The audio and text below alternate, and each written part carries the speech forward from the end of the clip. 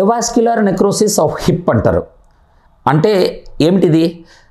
మన hip joint, మన శరీరంలో ఉండే బోన్లో హిప్ జాయింట్ ఈ మాదిరిగా ఉంటూ ఉంటుంది. ఇక్కడ ఉండే బాల్ ఏదైతే ఉందో దీనికి రావాల్సిన బ్లడ్ సర్క్యులేషన్ అనేది ఆగిపోవటం అనేది ఏవాస్క్యులర్, దాని పర్యవసానము నెక్రోసిస్ అంటే కుళ్ళిపోవటం అనేది జరుగుతూ ఉంటుంది. ఇక్కడ ఈ బ్లూ కలర్గా కనిపిస్తూ ఉంది కార్టిలేజ్.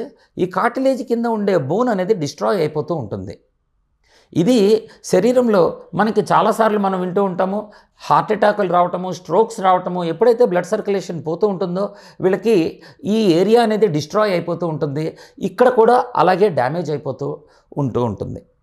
అయితే మిగతా ప్లేస్లో దీని బదులు ఒక చార అనేది తయారవటము, చారలు పడతాయి, స్కార్ టిష్యూ అంటూ ఉంటాము, తయారవుతూ ఉంటుంది. బోన్లో ప్రత్యేకత ఏమిటి అని అంటే దీని ప్లేస్లో మనకి కొంత ఫ్యాటీ టిష్యూ తయారైపోతూ ఉంటుంది.